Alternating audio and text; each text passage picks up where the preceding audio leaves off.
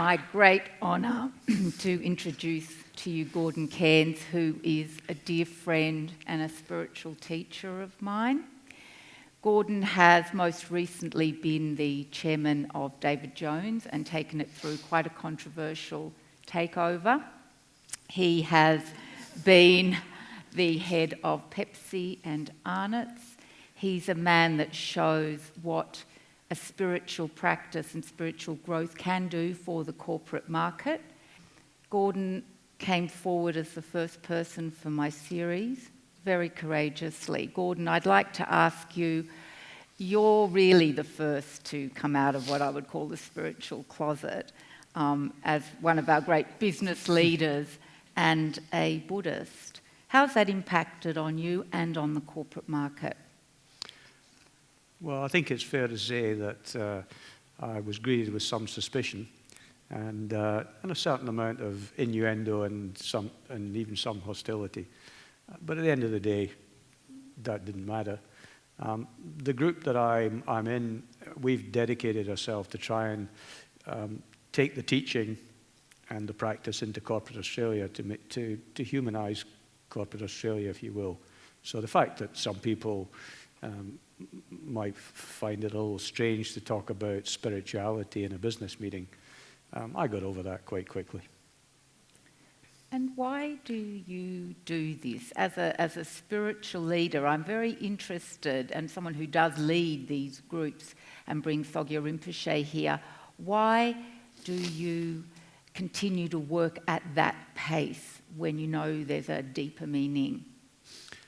Well, you know, what I discovered in my career was that people spend most of their lives coming to work.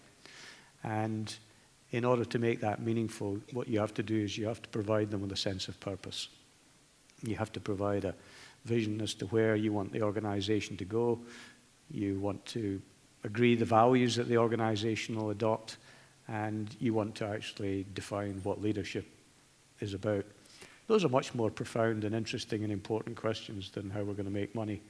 And my strong belief is that if you get those right, then the rest takes care of itself. And interestingly, when I was going through that transformation, I met Tony Grant, who's professor of psychology at Sydney University. He started helping me shape my thinking from a psychological point of view. And at the same time, when the pupil's ready, the teacher comes, and Sogyal Rinpoche came into my life. And what was quite interesting was what Rinpoche was teaching, Tony was actually teaching as well, but using different words. And then Rinpoche brought it all together by saying, well, while the Western world has spent the last 1,000 years looking at the external universe, the Tibetans and the Eastern philosophers have actually spent the last 1,000 years looking at the mind, and what's happening now is the two are being brought together. So, you know, as I say quite frequently, this is no hippie-trippy kind of movement for me. This is actually about how you lead a better life. And it's also how you change the world, because when people like yourself and Bill Gates and various other leaders step forward as philanthropists and spiritual, you know, we may be able to change the way corporate people and political leaders think about the world, and we may save a rainforest or some animals just by you stepping forward as a role model and saying it's not namby-pamby, it's really important. But on that point, you know we are friends, and you know that I've had big issues with you.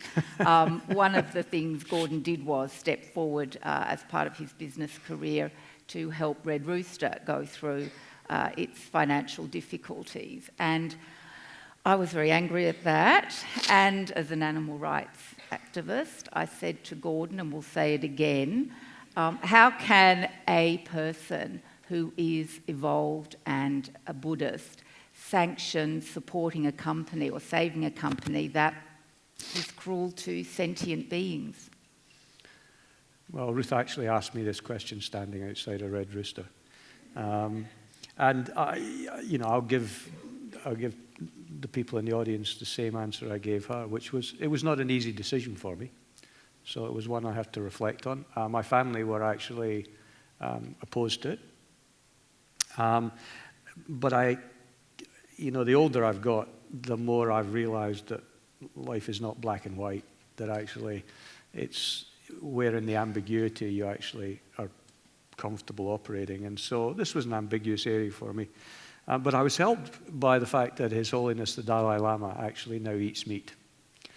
So that kind of gave me a license to consider it. And then I looked at the balance between killing animals and the fact that we were employing about 10,000 people. And most of the people that we were employing were young kids of 16 to 18, where we were providing them with more than just a job. We're actually providing them with discipline. And so I looked at the employment and the fact that these kids were then going on to university and so forth, and came to terms with the fact, well, actually, there's some good coming out of this as well. And then finally, I came to the conclusion that, hey, I'm not perfect, and who of us is?